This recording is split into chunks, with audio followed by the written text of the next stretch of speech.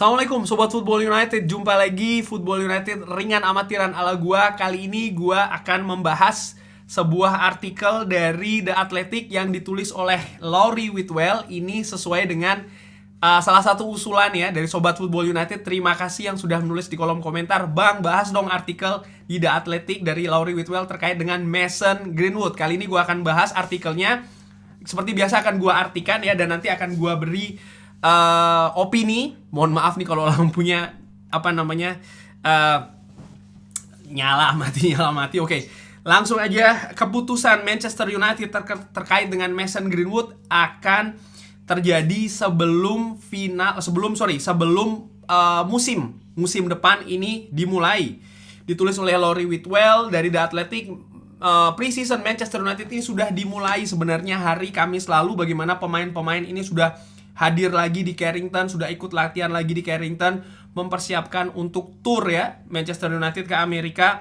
Namun Mason Greenwood tidak berada di antara pemain tersebut. Ini telah terjadi 154 hari ya dari ketika Manchester United klub ini melakukan investigasi internal terkait dengan Mason Greenwood setelah kasusnya ini dihentikan oleh kejaksaan setempat, kurang lebih demikian. Dari bulan Januari 2022 ya, ketika Mason Greenwood ini ditahan, maka ini berarti musim 2023-2024 akan menjadi musim ketiga dari Mason Greenwood yang belum bisa bermain bersama dengan Manchester United, yang masih terus melakukan proses investigasi secara internal. Premier League sendiri akan dimulai di pekan kedua bulan Agustus, dan hasilnya akan seperti apa ini belum diketahui. Situasinya dikabarkan ini sangat rumit, sangat complicated ya, karena ada banyak opini yang terkait juga di dalamnya, lalu akan banyak memberikan impact secara teknis, secara non teknis, secara operasional klub, secara komersial klub. Segala penyebutan Mason Greenwood ini memiliki akan menyebutkan Mason Greenwood saja, ini akan menimbulkan banyak pendapat di sosial media, karena bukti-bukti terkait dengan kasus Mason Greenwood ini sudah tersebar secara luas juga di sosial media. Dan secara online juga, bagaimana kasus ini kan memiliki pengaruh ya dengan lawan jenis, dalam hal ini adalah lawan jenis wanita ya. Lalu Mason Greenwood juga sudah di-drop oleh Nike, sponsornya dia, dan feeling ataupun juga pendapat dari staff Manchester United sendiri ini berbagai macam. Ada beberapa pemain atau staff, terutama staff wanita tentu saja memberikan keberatannya terkait dengan Mason Greenwood ini. Tapi disebutkan ya, Erik ten Hag sebenarnya terbuka untuk menerima Mason Greenwood di tahap tertentu. Tentu saja Erik ten Hag ini akan mendapatkan hasil dari investigasi internal.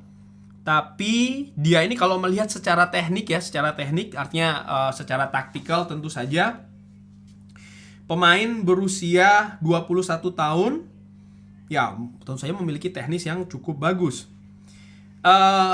Keputusan sendiri ini akan tergantung Richard Arnold dan juga Joel Glazer. Ini yang dikabarkan oleh The Athletic.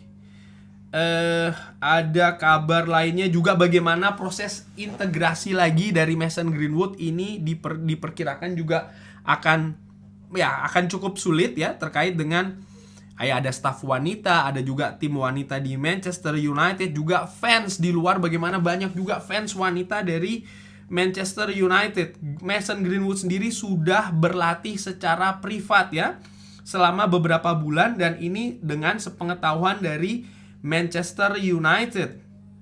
Walaupun dia ini disuspend ya selama 18 bulan sejauh ini, Manchester United masih terus membayar gaji dari sang pemain, dan dalam jangka waktu tersebut juga Manchester United ini kan sedang dalam proses penjualan dari Glazer.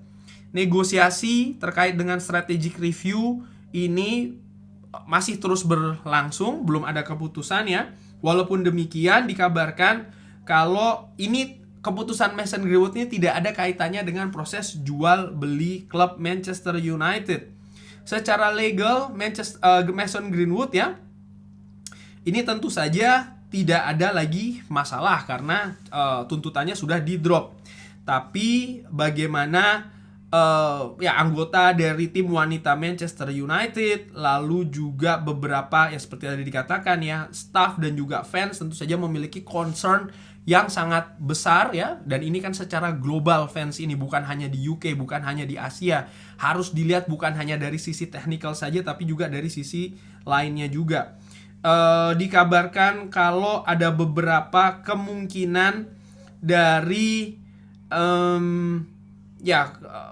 Mason Greenwood seperti kayak peminjaman yang dinilai merupakan salah satu alternatif ya, bisa saja ini diambil. Dan dikabarkan juga ada ketertarikan dari Italia terkait dengan Mason Greenwood.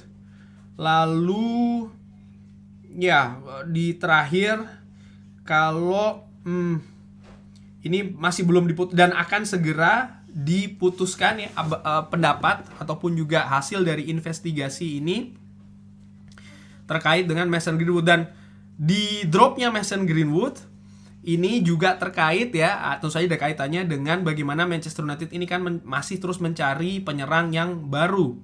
Dan ya Manchester United dikabarkan juga oleh Laurie Whitwell ini tidak akan dalam tanda kutip terintimidasi juga terkait dengan kasus Mason Greenwood. Jadi solusi lini depan yang akan dicari oleh Manchester United ini terlepas dari kasus Mason Greenwood ini, kalau yang gue simpulkan dari artikel yang ditulis oleh Laurie Whitwell terkait dengan sekali lagi situasi dari Mason Greenwood. Nah, itu tadi artikelnya. Mohon maaf tentang lightingnya. Oke, bagaimana opini gue? Seperti biasa opini gue tetap sama.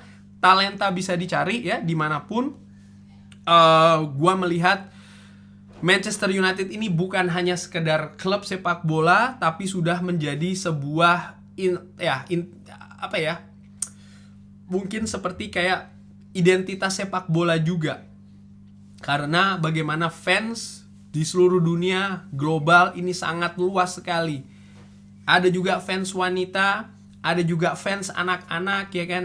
Kalau seandainya ada Sobat Football United yang memberikan pendapat, ya bang ini kan sama juga kasusnya seperti kayak pemain lain. Menurut gua enggak ya, tidak ada yang identik sama dengan kasusnya Mason Greenwood. Anthony yang dikabarkan sama kasusnya, mirip pun enggak. Karena apa? Bukti tidak tersebar luas ataupun memang sangat diragukan kebenaran dari kasusnya. Bagaimana dengan kasus-kasus yang lainnya? Menurut gua tidak ada yang seperti Mason Greenwood sampai terbukti, sampai ditahan, walaupun akhirnya investigasinya dihentikan. Investigasi dihentikan itu bukan berarti dia tidak melakukan, karena menurut gua ini sesuatu yang berbeda ya. Ada banyak faktor, ada faktor-faktor lain yang bisa mengakibatkan investigasinya tuh dihentikan dalam hal ini. Dan gua melihat investigasi dihentikan dan dia tidak melakukan hal tersebut, ini dua hal yang menurut gua berbeda. Dan sekali lagi gua melihat ya bukan hanya sebagai dari sisi teknis saja ya, tapi juga dari sisi non teknis yang saat ini sangat mudah sekali untuk diakses dengan adanya sosial media dan lain-lain. Dan yang seperti gua katakan, fans Manchester United ini sangat luas. Ada wanita, ada anak-anak juga, tersebar di banyak negara. Dan menurut gua talenta itu bisa dicari, tapi bagaimana karakter dan juga personality itu yang unik. Kurang lebih demikian ngobrol ringan kali ini terkait dengan artikel Laurie Whitwell. Mohon maaf kalau ada kurang-kurang. Terima kasih sudah menyaksikan. Jangan lupa like, subscribe. Wassalamualaikum warahmatullahi wabarakatuh.